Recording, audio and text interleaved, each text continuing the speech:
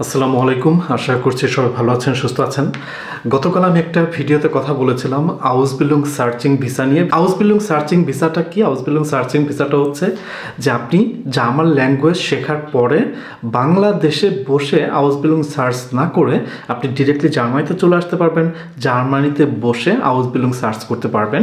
তো আমি গতকালকে ভিডিওতে আপনাদেরকে বলেছিলাম বাংলাদেশে বসে একটা আউসবিলুং ম্যানেজ করা পসিবল, বাট অনেক কঠিন। সবাই ম্যানেজ করতেছে, আউসবিলং পাচ্ছে, আপনিও পাবেন যদি সঠিকভাবে নিজেকে প্রিপেয়ার করেন। বাট বাংলাদেশ থেকে একটা আউসবিলং পাওয়া অবশ্যই কঠিন, কারোর 100, 500, 1000 অ্যাপ্লিকেশন লাগে। বাট আপনি যদি জার্মানিতে আসেন, সেটা এখানে বসে একটা আউসবিলং পজিশন পাওয়া খুবই সহজ, ঠিক আছে? সো সেই জায়গা থেকে আপনার যদি এই যে ভিসার যে ক্রাইটেরিয়া, আউসবিলং সার্চিং ভিসার, সেই ক্রাইটেরিয়া যদি আপনি মিট করতে পারেন, তো তাহলে আমি বলবো যে আপনি আউসবিলং সার্চিং ভিসায় অবশ্যই চেষ্টা করতে পারেন।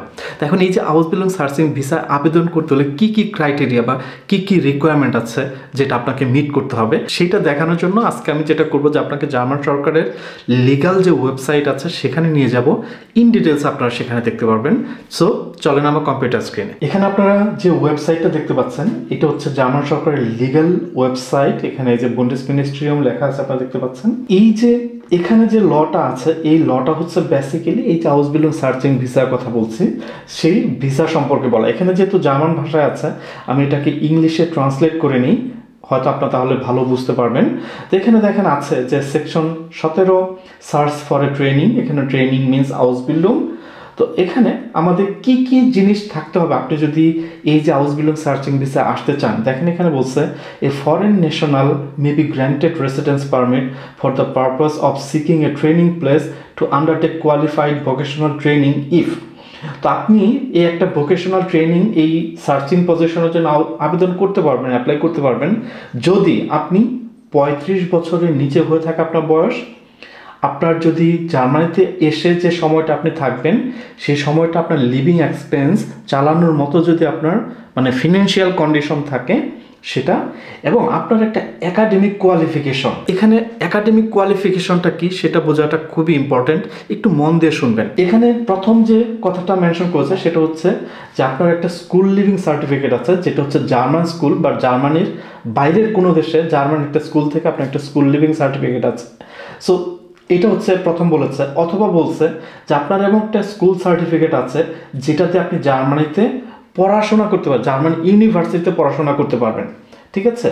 তারপর লাস্ট যে অপশনটা বলছে আপনার এমন একটা স্কুল সার্টিফিকেট আছে, সেই যে স্কুল সার্টিফিকেট আপনি যেই দেশ থেকে অর্জন করেছেন সেই দেশের ইউনিভার্সিটিতে আপনি পড়াশোনা করতে অ্যালাউড। এই যে স্কুল লিভিং যে সার্টিফিকেট, একাডেমিক যে রিকোয়ারমেন্ট, এটা কিন্তু একটু কমপ্লিকেটেড ভাষায় বলা হয়েছে। এখানে আপনাকে খুব ক্লিয়ারলি বুঝতে হবে। প্রথম যে অপশনটা বলছে, ধরেন আপনি জার্মানির কোনো একটা স্কুল আছে বাংলাদেশে, যেই স্কুলটাতে জার্মান স্ট্যান্ডার্ড ফলো করা হয়, সেই স্কুল থেকে যদি আপনি পাশ করেন তাহলে আপনি ডিরেক্টলি আউসবিলং সার্চিং ভিসার জন্য আবেদন করতে পারবেন।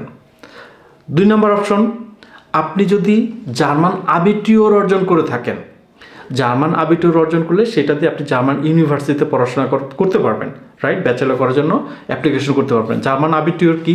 13 বছরের স্কুলিং জার্মান এডুকেশন সিস্টেমে। সেটা যদি আপনি করে থাকেন তাহলে আপনি আউসবিলং সার্চিং পজিশন সেটার জন্য আবেদন করতে পারবেন। কিন্তু এই যে 2টা অপশন আমি বললাম, এই 2টাই কোনোটা আমাদের সাথে ম্যাচ করে না, তাই না? আমাদের সাথে ম্যাচ করে 3 নাম্বার অপশন, যেটা হচ্ছে আপনার এমন একটা স্কুল লিভিং সার্টিফিকেট আছে, যেই সার্টিফিকেটটা আপনি যেই দেশে স্কুল লিভিং পড়েছেন, যেমন আপনি বাংলাদেশে পড়াশোনা করেছেন এইচএসসি, সো আপনি যেই দেশে স্কুল লিভিং সার্টিফিকেট অর্জন করেছেন সেই দেশের যে ইউনিভার্সিটি, সেই দেশে ইউনিভার্সিটিতে আপনি পড়াশোনা করতে অ্যালাউড। সো আপনি যদি বাংলাদেশে এইচএসসি পড়েন, ডিপ্লোমা পড়েন, তাহলে কিন্তু আপনি বাংলাদেশের যে ইউনিভার্সিটি আছে সেখানে আপনি স্টাডি করতে অ্যালাউড, তাই না? সো আপনারা যারা এইচএসসি পাস বা ডিপ্লোমা পাস, তারা কিন্তু এই যে আউসবিলং সার্চিং ভিসা যেটা, সেটাতে অ্যাপ্লাই করতে আপনারা অ্যালাউড। ওকে, তারপরে কি বলেছে সেটা দেখেন। এবং আপনার 4 নম্বরে যেটা বলেছে যে sufficient knowledge of German language. এখানে সাফিসিয়েন্ট বলতে বেসিক্যালি আপনার B1 সার্টিফিকেটের কথা বলা হয়েছে। আপনি যদি আরও একটু রিসার্চ করেন তাহলে দেখবেন যে ক্লিয়ারলি তারা B1 সার্টিফিকেটের কথা বলেছে। এই ভিসা অ্যাকচুয়ালি 9 মাসের জন্য দেওয়া হবে ইনিশিয়ালি, এবং এটা পরে আপনাকে আবার রিইস্যু করা যেতে পারে, কিন্তু সেটা প্রসেসটা একটু কমপ্লিকেটেড।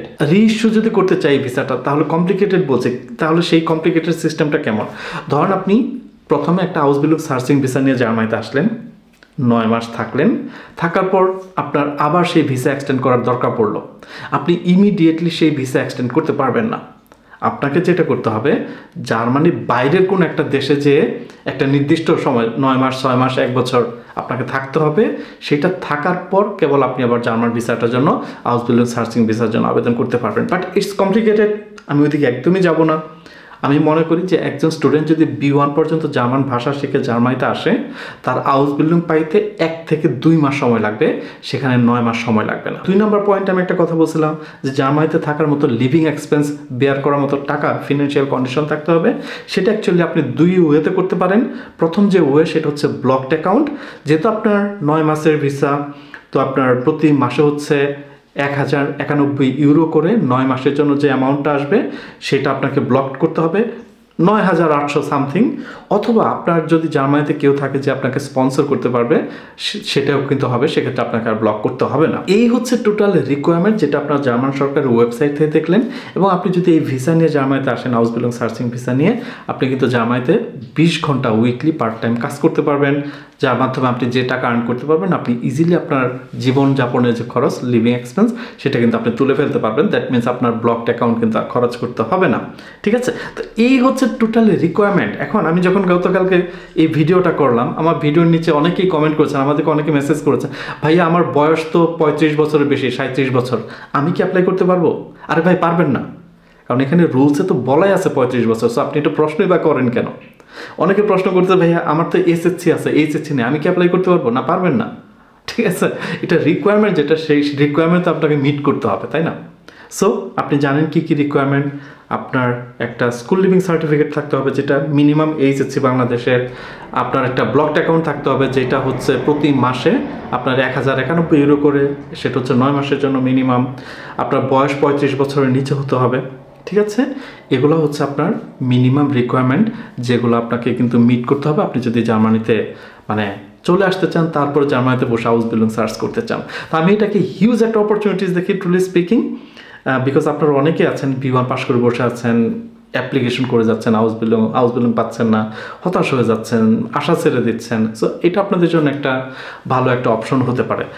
আপনারা যদি জাস্ট অনলাইনে একটু বসে নিজে নিজে টোটাল বিষয়টা রিসার্চ করেন, খুবই সহজ অ্যাপ্লিকেশন করা, ডকুমেন্টস প্রিপেয়ার করা, আপনারা নিজে নিজে রিসার্চ করে আপনারা ইজিলি সেই আউসবিলুং সার্চিং ভিসার জন্য আবেদন করতে পারবেন।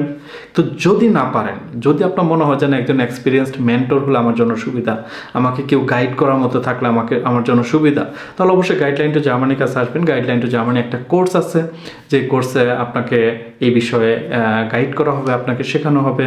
আমি এই ভিডিও ডেসক্রিপশনে কোর্সের লিঙ্ক দিব, আপনারা অবশ্যই সেখানে ইন ডিটেলস কোর্সে কী কী শেখানো হবে, কোর্সের প্রাইস কত, ইন ডিটেলস আপনারা সেটা দেখতে পারবেন। ভালো থাকবেন সবাই, পরে ভিডিওতে কথা বলবো। টিল দেন, আল্লাহ হাফেজ।